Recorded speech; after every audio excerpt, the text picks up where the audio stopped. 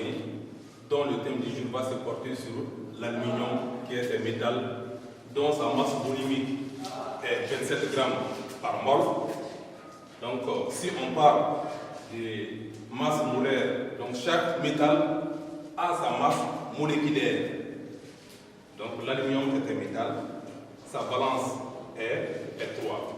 Donc, en grand terme, nous allons parler de son état naturel.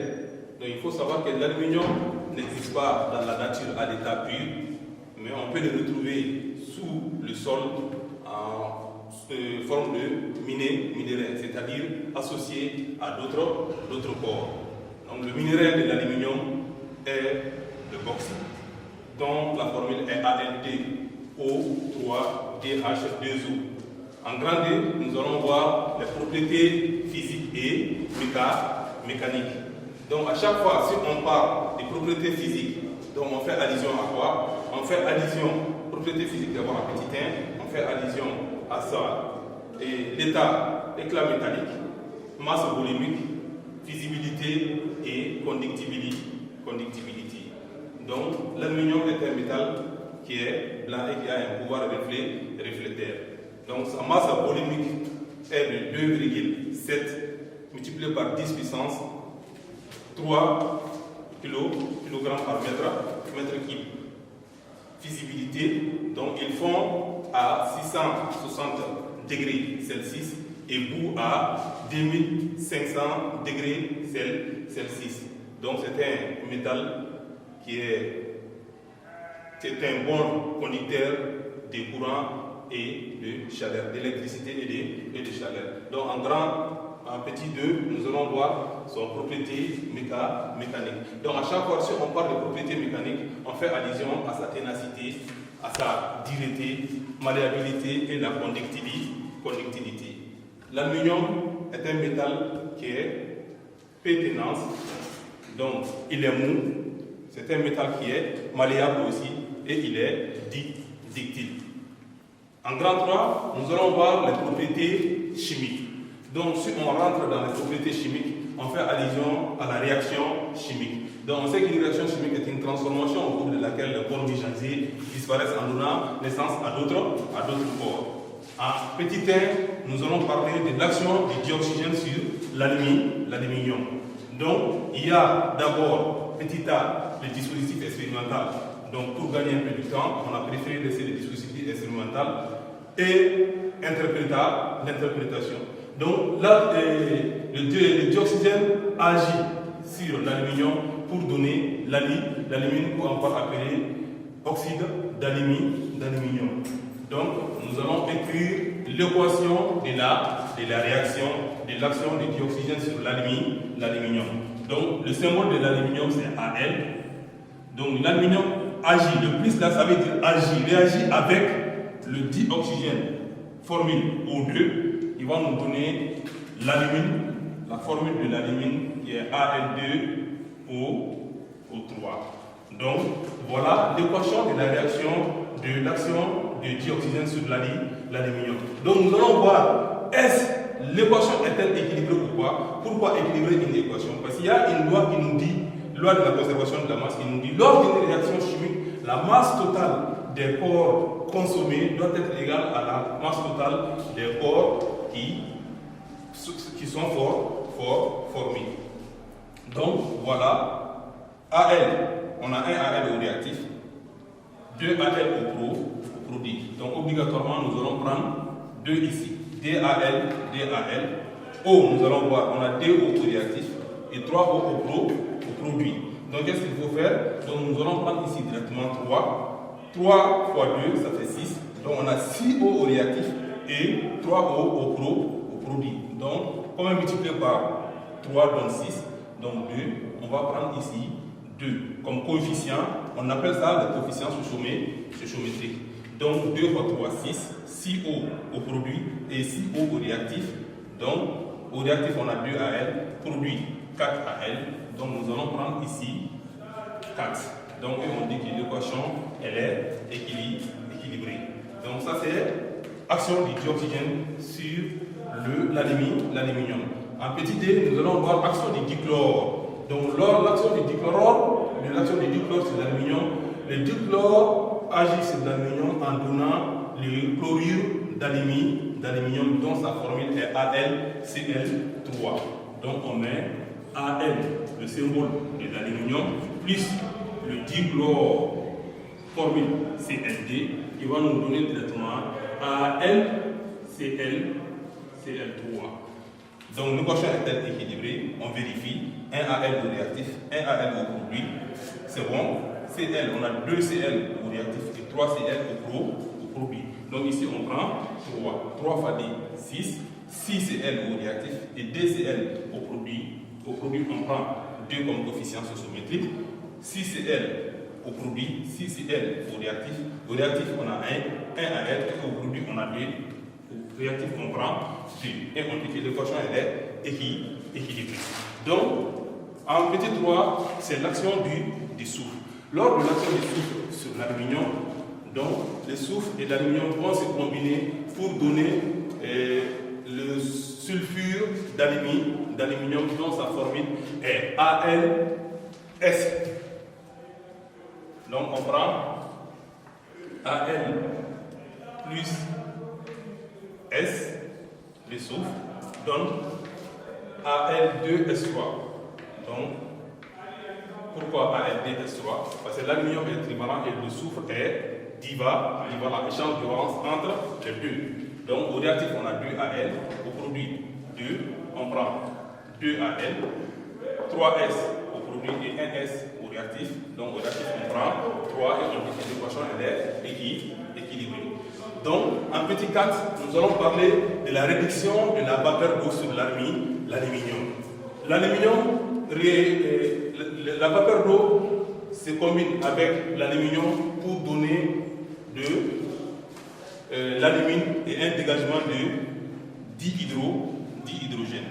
Donc, on met Al, le symbole de l'aluminium, plus la formule de l'eau, c'est Ald, H2O, qui va nous donner la formule de l'aluminium qui est Al2O3 plus un dégagement de dihydrogène. L'équation est équilibrée, 1 Al au réactif, 1 Al au produit et 2 Al au produit. Ici on va prendre 2 Al. Au réactif on a 2H, au produit on a 2H, c'est bon. Au réactif on a 1O, au produit on a 3O. Donc nous allons prendre au réactif 3O, et maintenant on a 6O au réactif et 2O au produit. Nous allons prendre 3 fois D, 6 et on dit que l'équation elle est équilibrée. Réduction du dioxyde de carbone sur l'aluminium. Le dioxyde de carbone a pour formule COD. Donc il agit avec l'aluminium pour donner l'alumine et un dégagement de carbone. En Al, on écrit l'équation Al plus le CO2 nous donne l'alumine dont la formule c'est ALD-O3 plus le carbone, un dépôt de carbone, 1 Al au réactif, 2 Al au produit. Donc on prend 2 comme coefficient socio-métrique, 2 Al, 1 C au réactif, 1 C au produit. Au réactif, on a 2 O, au produit on a 3, donc on prend ici 3 comme coefficient socio-métrique, 3 fois 2, 6. Et ici on doit prendre 2 comme coefficient socio-métrique, 2 fois 3 ça fait 6O. On a 3 C au réactif, 1 C au produit, on prend 3 au produit, on a 4 Al, 2 fois 2, 4 au produit et au réactif on a 2, on efface 2, on prend 4 et on dit que l'équation elle est équilibrée. Petit 6, nous allons parler de réduction de l'oxyde de fer 3. L'oxyde de fer 3 a pour formule FeO. Donc pourquoi FeO?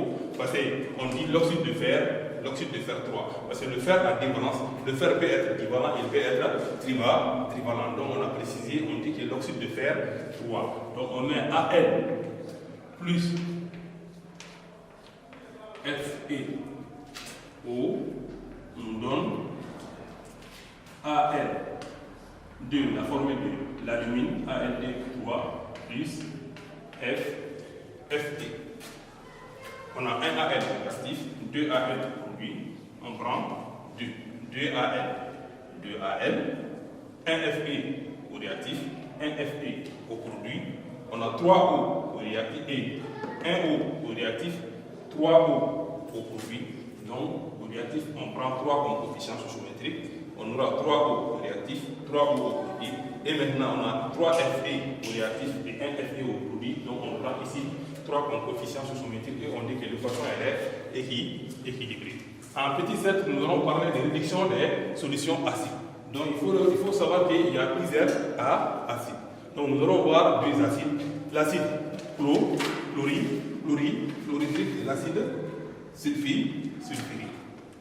Donc, on va écrire les équations Al plus HCl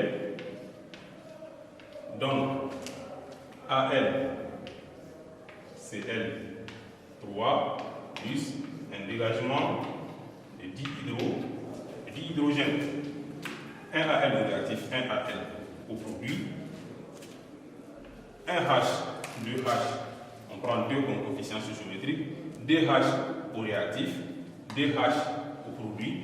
On a 2 Cl au réactif et 3 Cl au produit. Nous allons prendre ici 2. 2 fois 3, 6. 6 Cl au réactif. 2, on prend ici 6. 6 Cl, 6 Cl. Les Cl sont bons. On a 6 H, 2 H. On prend ici 3 comme coefficient stoichiométrique. 3 fois 2, 6. 6 H, 6 H. Et maintenant, on a 2 Al. 1 Al, on prend 2. L'équation est équilibrée. Nous allons parler de la réduction d'une solution de soude. Donc, attention, il y a des équations. Il reste l'équation de l'acide sulfurique H.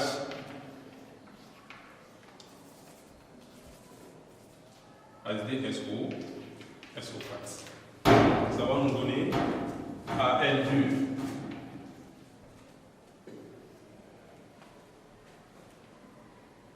On a Al2, SO4, 3 fois, plus H, divisé, dégage. Donc, ça c'est la réduction des solutions sulfuriques. Donc, on a 2 Al, 1 Al réactif, 2 Al. Ici, on prend 2, 2H, 2H. Ici, on a 12 O, on a 3 O, 4 O, donc on prend 3 fois 4, 12, 12 O au réactif, 12 O au produit, on a 3 fois D, 6, 6H au réactif, et on prend 3 comme coefficient stoichiométrique et on dit que l'équation est équilibrée. Et maintenant, réduction d'une solution de soude. Donc si on parle de soude, il s'agit de l'hydroxyde de sodium. Donc on prend AN plus Na OH. Donc ça nous donne AN Na O2 plus un dégagement du dihydrogène. Donc nous allons voir si l'équation est équilibrée. Au réactif, on a 1 Al. Au produit, 1 Al. Au réactif, on a 1 Na. Au produit, on a 1 Na. Au réactif, on a 2 O. Au produit, on a 1 O. On prend ici 2. 2 O. 2 O.